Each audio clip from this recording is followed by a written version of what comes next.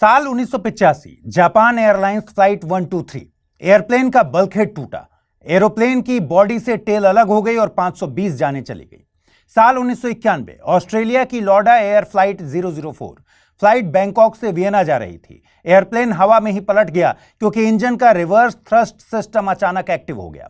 साल 2013 San Francisco में Ashiana airlines की फ्लाइट रनवे से पहले ही क्रैश कर गई थी। तो ये महज एक पायलट एरर, लेकिन सवाल उठा कि एयरप्लेन सिस्टम ने काम क्यों नहीं किया। साल 2014 मलेशिया एयरलाइंस की फ्लाइट MH370 रहस्यमयी ढंग से गायब हो गई, आज तक पता नहीं चला। फिर साल 2018 में लायन एयर और 2019 में इथोपियन एयरलाइंस, दोनों में MCAS सॉफ्टवेयर ने एयरप्लेन को जबरदस्ती नीचे झुकाया और 346 मासूम जानें चली गई। सवाल उठा, दोनों प्लेन में एक ही सॉफ्टवेयर प्रॉब्लम कैसे हो गया। साल 2020 केरल के कोझिकोड में एयर इंडिया एक्सप्रेस फ्लाइट 1344 बारिश के बीच रनवे से फिसली और खाई में जाकर गिर गई। साल 2024 अलास्का एयरलाइंस की फ्लाइट 1282 का उड़ान के दौरान बीच हवा में प्लेन का दरवाजा उखड़कर बाहर उड़ गया। सौभाग्य से कोई जान नहीं गई। फिर आया साल 2025, एयर इंडिया की फ्लाइट अहमदाबाद में एक तकनीकी खराबी के कारण क्रैश हो गई। 250 से ज्यादा जानें चली गई। दोस्तों, ये सारी फ्लाइट्स एक ही कंपनी की हैं, बोइंग। बोइंग एक ऐसी अमेरिकन कंपनी जो अपनी इंजीनियरिंग ब्रिलियंस के लिए जानी जाती है, लेकिन आज बोइंग की मैन्युफैक्चरिंग क्वालिटी पर गंभीर सवाल उठ रहे हैं। सवाल है, ऐसा हुआ कैसे? आज बोइंग के केस में दुनिया में क्यों एथिक्स बनाम मुनाफे की डिबेट शुरू हो गई? क्या बोइंग की साख गिरने के पीछे इसका नॉन एथिकल कॉर्पोरेट कल्चर जिम्मेदार है? क्या मुनाफे के पीछे कंपनियां इंसान की जान को अहमियत नहीं देती? दोस्तों, आज का एपिसोड काफी इंपॉर्टेंट है यूपीएससी के पेपर 4 के लिहाज से। यूपीएससी जीएस पेपर 4 का मकसद यह समझना है कि डिसीजन मेकिंग में एथिक्स की भूमिका क्या होनी चाहिए। आज बात करेंगे बोइंग कंपनी की, समझेंगे कि कैसे ये दुनिया की सबसे बड़ी एविएशन जायंट बन गई। ये भी जानेंगे कि हाल ही में क्या गड़बड़ियां आई कंपनी में, विसल ब्लोअर्स ने क्या राज खोले बोइंग के बारे में। दोस्तों, स्वागत है आपका, आप देख रहे हैं द फोर्थ डायमेंशन। मेरा नाम है अमृत।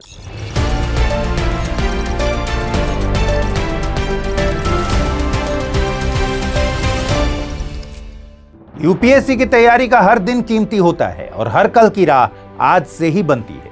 तो क्या आपने प्रतिज्ञा ली है अपने आईएएस सपने को साकार करने की? स्टडी IQ लेकर आया है यूपीएससी लाइव फाउंडेशन हिंदी प्रतिज्ञा बैच 2026, जहां कराई जाएगी प्रीलिम्स से लेकर इंटरव्यू तक की पूरी तैयारी, वो भी रणनीतिक गहराई के साथ और सही मार्गदर्शन के साथ।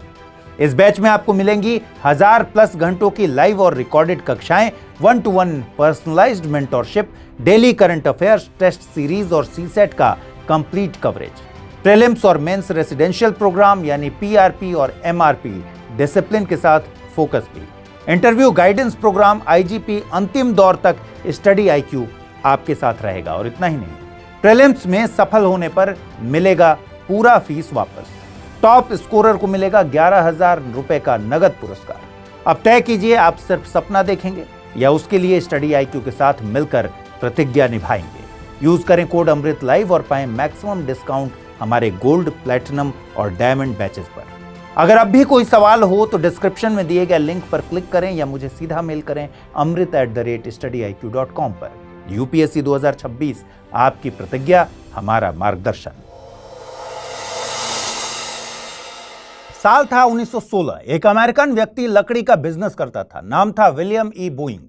विलियम बोइंग और उनके एक दोस्त कॉनराड वेस्टरवेल्ट ने मिलकर एक छोटा सी प्लेन बनाया और इसके बाद विलियम E. बोइंग ने अमेरिका के सिएटल शहर में एक छोटी सी एरोप्लेन कंपनी शुरू की। नाम रखा पैसिफिक एरो प्रोडक्ट्स।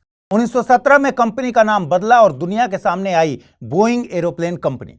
इसके बाद विलियम बोइंग रुके नहीं। 1928 में उन्होंने एक नई कंपनी बनाई, Boeing aeroplane and transport corporation, और फिर 1929 में उसका नाम बदलकर रख दिया United aircraft and transport corporation. कुछ समय बाद इस कंपनी ने कई और एरोप्लेन कंपनीज खरीद ली, जैसे Avion, Sikorsky Aviation, Pratt and Whitney, Hamilton Metalplane इत्यादि। इन सभी को मिलाकर बोइंग एक बहुत बड़ी कंपनी बन गई। 1931 में उन्होंने 4 छोटी एयरलाइंस को मिलाकर बना दी यूनाइटेड एयरलाइंस। लेकिन 1934 में अमेरिकी सरकार ने फैसला लिया कि कोई भी कंपनी जो विमान बनाएगी वो एयरलाइन ऑपरेट नहीं कर सकती, और इसी एक फैसले ने बोइंग को 3 हिस्सों में बांट दिया। पहली, बोइंग एरोप्लेन कंपनी जो सिर्फ विमान बनाएगी। दूसरी, यूनाइटेड एयरक्राफ्ट जो बाद में बनी यूनाइटेड टेक्नोलॉजीज। और तीसरी, यूनाइटेड एयरलाइंस जो आज भी दुनिया की सबसे बड़ी एयरलाइंस में से एक है। लेकिन बोइंग का सपना सिर्फ एरोप्लेन मैन्युफैक्चरिंग या एयरलाइंस तक सीमित नहीं था। 1960 के दशक में बोइंग ने खरीदी वर्टोल एयरक्राफ्ट कॉरपोरेशन, जो उस समय की सबसे बड़ी प्राइवेट हेलीकॉप्टर मैन्युफैक्चरर थी। फिर 1960s और 70s में बोइंग ने सिर्फ विमान नहीं बनाए, बल्कि sea ships, agriculture and energy technology, यहां तक कि पब्लिक ट्रांसपोर्ट टेक्नोलॉजी और स्पेस मिशन तक में हिस्सा लेने लगा। 1995 में बोइंग ने रशिया, यूक्रेन और नॉर्वे के कुछ संगठनों के साथ मिलकर एक बड़ा प्रोजेक्ट शुरू किया, सी लॉन्च। इसका काम था समंदर में तैरते प्लेटफॉर्म से रॉकेट और सैटेलाइट्स को स्पेस में भेजना। फिर आया साल 1996। बोइंग ने ऐलान किया कि वो मैकडॉनल्ड डगलस को खरीदने जा रही है, वही कंपनी जो कभी F-15 फाइटर जेट और DC-10 एयरक्राफ्ट जैसे घातक विमान बनाया करती थी। बहरहाल डील मंजूर हो गई, लेकिन असली भूचाल इसके बाद आया। डील के बाद बोइंग के अंदर शुरू हुआ संस्कृति का संग्राम। एक तरफ थे बोइंग के इंजीनियर जो क्वालिटी और सेफ्टी के लिए जाने जाते थे, दूसरी तरफ थे मैकडॉनल्ड डगलस के ऑफिसर जो हर चीज को सिर्फ पैसों के तराजू में तौलते थे। और जीत किसकी हुई? ऑब्वियस है, मैकडॉनल्ड डगलस की। क्वार्ट्ज की 2020 की रिपोर्ट बताती है कि इस टकराव में मैकडॉनल्ड डगलस का मैनेजमेंट कल्चर हावी हुआ और यहीं से बोइंग की आत्मा बदलने लगी। मुनाफा हावी होने लगा क्वालिटी पर, और भविष्य के प्लेन क्रैश की पटकथा यहीं से शुरू हो गई। आज बोइंग सिर्फ एक कंपनी नहीं है, यह अमेरिका के डिफेंस और एविएशन की रीढ़ है। यह ग्लोबल टाइटन है। दूसरे विश्व युद्ध से लेकर कोल्ड वॉर तक बोइंग ने लड़ाकू विमान बनाए। 707 से दुनिया को जेट एज में डाला और फिर 747 लेकर आसमान में फ्लाइंग जंबो का युग शुरू कर दिया। यह कंपनी लड़ाकू विमान से लेकर इंटरनेशनल स्पेस स्टेशन तक अपना माल बेचती है। आज बोइंग के पास 4 मुख्य डिवीजन हैं: कमर्शियल एयरप्लेन, डिफेंस, स्पेस और सिक्योरिटी, ग्लोबल सर्विसेज और बोइंग कैपिटल कॉर्पोरेशन। बोइंग बड़े पैमाने पर कमर्शियल प्लेन्स बनाती है, जैसे 737 मैक्स जो सबसे ज्यादा बिकने वाला और सबसे ज्यादा विवादित मॉडल है। वहीं 747 जिसे क्वीन ऑफ द स्काईज कहते हैं और जो दुनिया का पहला डबल डेकर जंबो जेट था। इसके अलावा 777 और 787 ड्रीम लाइनर जो लॉन्ग डिस्टेंस इंटरनेशनल फ्लाइट्स के लिए इस्तेमाल होते हैं। इसके सभी विमान जैसे 737, 747, 767, 777 और 787 दुनिया भर की एयरलाइंस की रीढ़ हैं और ये प्लेन बनते हैं बोइंग के मेगा फैक्ट्रीज में। ये मेगा फैक्ट्रीज हैं अमेरिका के वॉशिंगटन, साउथ कैरोलिना, मिसौरी और कैलिफोर्निया में। हालांकि बोइंग के प्लेन सिर्फ अमेरिकन इंजीनियरिंग का नतीजा नहीं है, इनके हजारों पार्ट्स दुनिया भर से आते हैं, जैसे स्प्रेट एरोसिस्टम जो फ्यूजलेज और नोज सेक्शन बनाता है। जीई एविएशन और रोल्स रॉयस इसके इंजन बनाते हैं और सैफ्रॉन, कॉलिंस एरोस्पेस, हनीवेल जैसे दिग्गज एवियोनिक्स से लेकर लैंडिंग गियर तक की जिम्मेदारी उठाते हैं। हैरानी की बात नहीं है कि आज बोइंग के ग्राहक 150 से ज्यादा देशों में हैं। इसके प्लेन दुनिया की हर बड़ी एयरलाइन में उड़ते हैं, एमिरेट्स से लेकर लुफ्थांसा, सिंगापुर एयरलाइंस से लेकर यूनाइटेड तक। और हां, अमेरिका का राष्ट्रपति भी एयरफोर्स 1 में उड़ता है जो बोइंग 747 का ही एक कस्टम वर्जन है। दोस्तों, 2024 की रिपोर्ट के हिसाब से पिछले साल बोइंग ने $78 बिलियन से ज्यादा की कमाई की, यानी 6.5 लाख करोड़ रुपए से ऊपर। और इसके लिए पूरी दुनिया में 1,70,000 से ज्यादा लोग काम करते हैं। दोस्तों, इतना ही नहीं, बोइंग डिफेंस प्रोडक्ट भी बनाती है। आपको जानकर हैरानी होगी कि अमेरिका की सबसे बड़ी डिफेंस कंपनियों में इसका नंबर टॉप 5 में आता है। डिफेंस प्रोडक्ट्स में बोइंग बनाती है F-15 ईगल जैसे घातक फाइटर जेट, अपाचे हेलीकॉप्टर जिसे भारतीय सेना भी इस्तेमाल करती है, KC-46 टैंकर जो हवा में ही फ्यूल भर सकता है, और P-8 पोसाइडन जो समुद्री निगरानी के लिए है और भारतीय नौसेना भी इसे चलाती है। और सिर्फ डिफेंस ही नहीं, स्पेस और सैटेलाइट सिस्टम्स में भी बोइंग नासा के स्पेस मिशन में शामिल है। उसका स्टार लाइनर स्पेस कैप्सूल इंसानों को स्पेस स्टेशन तक ले जाता है और उसके पास सी लॉन्च और ह्यूज का सैटेलाइट बिजनेस भी है। कम लोग जानते हैं कि बोइंग ने एक फाइनेंशियल डिवीजन भी शुरू किया जिसका मकसद था ग्राहकों को फंडिंग, लीजिंग और फाइनेंसिंग सॉल्यूशंस देना।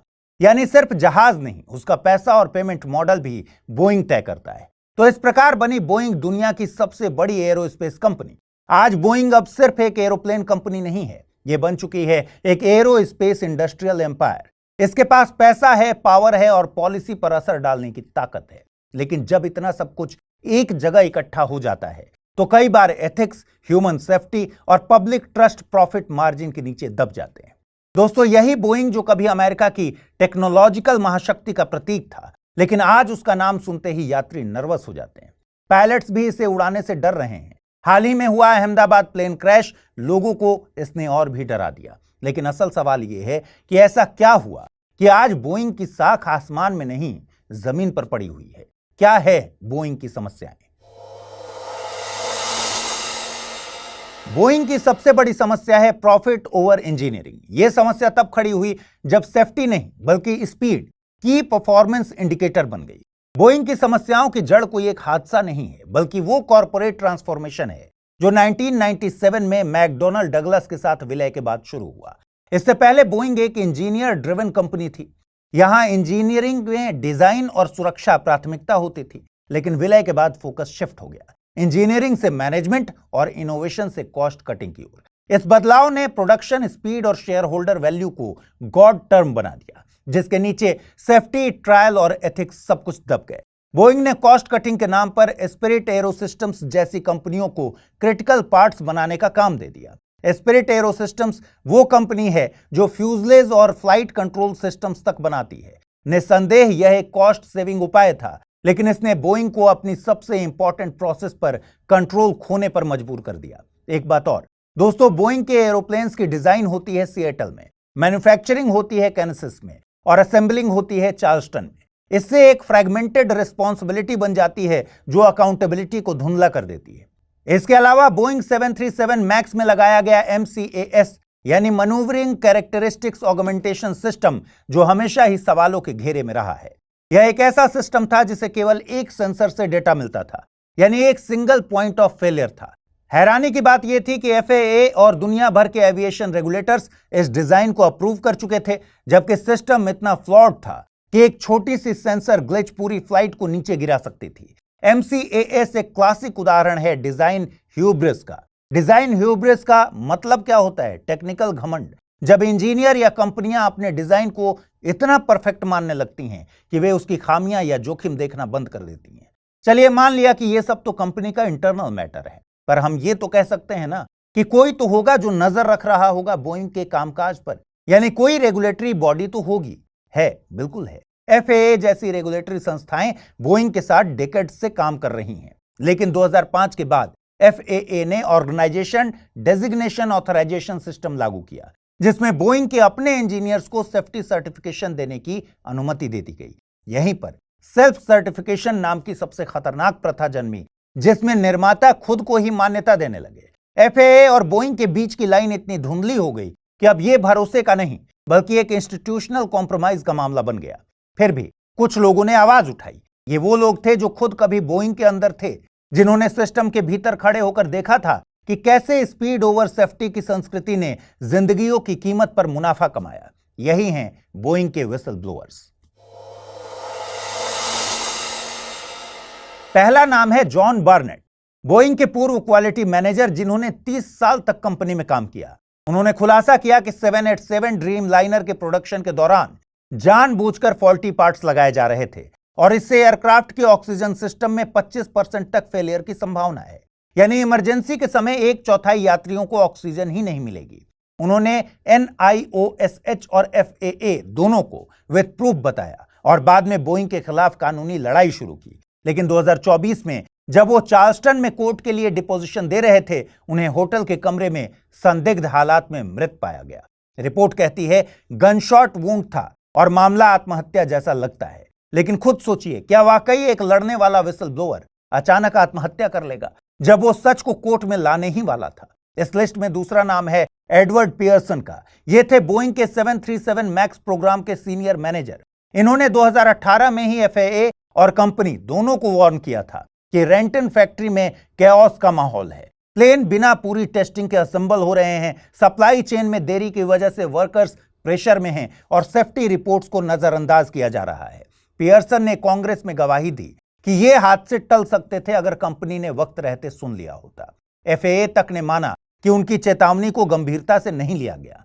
तीसरा नाम है सिंथिया कोल का। ये बोइंग की पूर्व इंजीनियर थीं। इन्होंने बताया कि मैक्स 7 और मैक्स 10 मॉडल्स के लिए FAA को दिए गए सेफ्टी डॉक्यूमेंट्स में हेरफेर किया गया। उन्होंने ये आरोप भी लगाया कि बोइंग के अंदर अब टेक्निकल काबिलियत से ज्यादा प्रेजेंटेशन और मैनेजमेंट प्लीजिंग कल्चर हावी हो गया है, जिससे सेफ्टी प्रोफेशनल्स को चुप कराया जाता है। चौथा नाम है सैंटियागो पेरेडेस का। ये थे स्पिरिट एरोसिस्टम में क्वालिटी इंजीनियर। स्पिरिट एरोसिस्टम्स यही कंपनी 737 मैक्स का बड़ा हिस्सा बनाती है, फ्यूजलेज से लेकर दरवाजे तक। हाल ही में सैंटियागो पेरेडेस ने खुलासा किया कि प्लेन असेंबलिंग में दर्जनों खामियां जानबूझकर छिपाई जाती थीं। प्रेशर डोर की गड़बड़ी, रिवेटिंग में ढिलाई और टेस्टिंग डेटा का फर्जीवाड़ा सब धड़ल्ले से चल रहा था। यह सब बोइंग की उस चमकदार छवि के पीछे की दरारें थीं, जिन्हें अब पूरी दुनिया देख रही है। उन्होंने बताया कि उनके ऊपर दबाव डाला गया कि प्लेन असेंबलिंग में खराब रिवेटिंग और स्ट्रक्चरल गड़बड़ियों की रिपोर्ट न करें। उन्होंने खुलासा किया कि डिफेक्ट टैगिंग सिस्टम को बाईपास किया जा रहा है ताकि ज्यादा से ज्यादा यूनिट्स तेजी से शिप की जा सकें, भले ही वो अंदर से कमजोर हों। यानी जो ड्रीमलाइनर और 737 मैक्स आपकी फ्लाइट टिकट में न्यू प्लेन के नाम पर बेचे जा रहे हैं, वो अंदर से हॉलो ट्रस्ट के ऊपर उड़ रहे हैं। दोस्तों, डर की बात यह है कि ये सिर्फ 4 नाम हैं। एविएशन वर्ल्ड जानता है कि और भी कई इंजीनियर्स, टेक्नीशियन और मैनेजर्स ऐसे हैं जो सच जानते हैं लेकिन चुप हैं, क्योंकि सच बोलना यहां करियर नहीं, जान को खतरे में डाल सकता है। जॉन बार्नेट की मौत के बाद यह डर और गहरा गया। इन विसल ब्लोअर्स ने सिर्फ बोइंग को नहीं, पूरी एविएशन इंडस्ट्री की रीढ़ को हिला दिया है। उन्होंने दिखाया कि FAA जैसी रेगुलेटरी बॉडीज भी कभी कभी कॉर्पोरेट फ्रेंडशिप में आंखें बंद कर लेती हैं। हालांकि 2024 में अलास्का एयरलाइंस की फ्लाइट के दरवाजे के उखड़ने के बाद FAA यानी अमेरिका की फेडरल एविएशन एडमिनिस्ट्रेशन ने न सिर्फ मैक्स 9 को तुरंत ग्राउंड किया, बल्कि बोइंग के हर प्रोडक्शन प्लांट की गहन जांच शुरू कर दी। FAA के चीफ ने कहा, अब हमें भरोसे के बजाय प्रूफ्स की जरूरत है। इतना ही नहीं, FAA ने बोइंग को नया एयरक्राफ्ट मॉडल सर्टिफाई करने से रोक दिया। दोस्तों, ये पहली बार था जब टेक्नोलॉजी से ज्यादा नैतिकता पर सवाल खड़े हुए। टेक्नोलॉजी कितनी भी बड़ी क्यों ना हो, अगर एथिक्स नहीं है तो वो खेल बदल सकती है। लेकिन यही मोड़ आता है जब दुनिया में एथिक्स बनाम मुनाफे की डिबेट शुरू हो जाती है। देखिए, जब कोई कंपनी फलती फूलती है तो शेयर चढ़ते हैं और CEO को मोटा बोनस मिलता है, और तब बाजार और समाज उसे लीडर मानता है। ऐसी सिचुएशन में हम अक्सर मान लेते हैं कि भाई यही है सफलता का दूसरा नाम। लेकिन अपने आप से पूछिए, क्या सिर्फ मुनाफा ही सफलता का पैमाना है?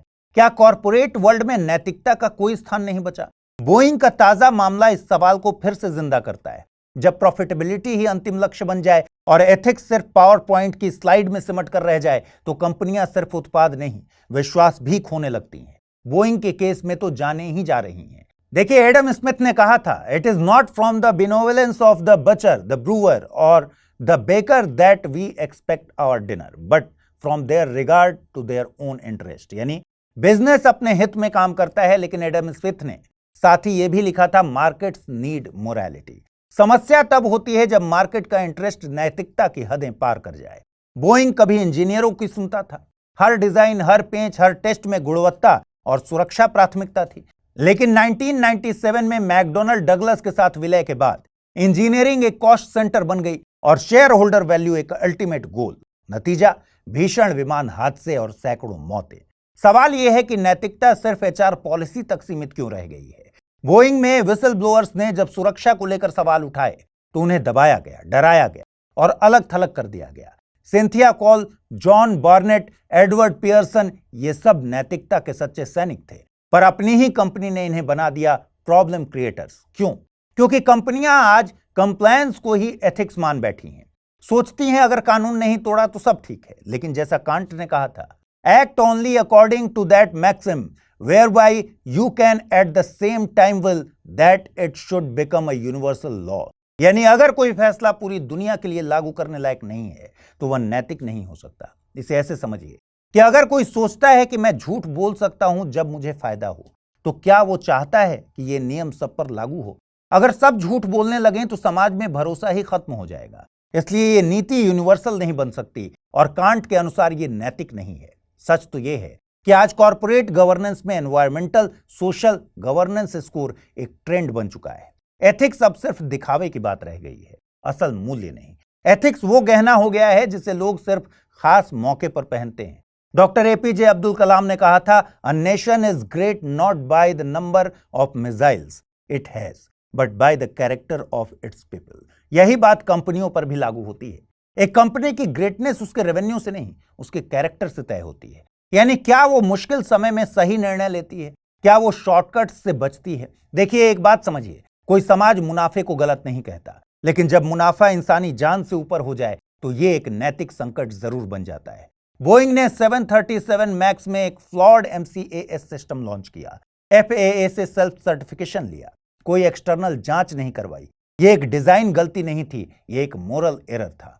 GS पेपर 4 हमसे यही सवाल करता है कि क्या नैतिकता सिर्फ किताबों तक सीमित होनी चाहिए या फैसलों के हर स्तर पर उसकी जगह होनी चाहिए।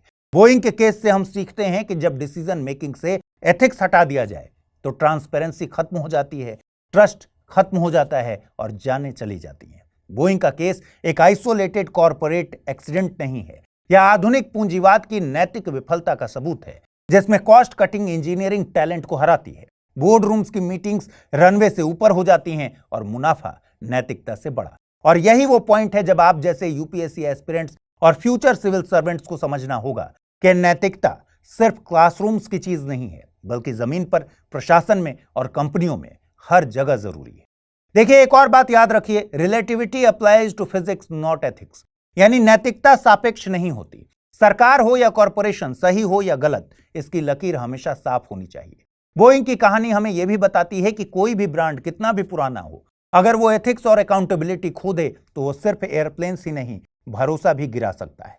क्योंकि पब्लिक ट्रस्ट एक बार टूटा तो टेक्नोलॉजी की चमक उसे वापस नहीं ला सकती। सिर्फ ईमानदारी, पारदर्शिता और समय ही उसकी मरम्मत कर सकते हैं। कमेंट करके बताइएगा, एथिक्स किसी कॉरपोरेशन या संस्था या व्यक्ति में कितना जरूरी है। आज के एपिसोड में इतना ही। जल्द ही फिर मिलेंगे किसी नए टॉपिक के साथ। तब तक पढ़ते रहिए, सीखते रहिए, बढ़ते रहिए। नमस्कार।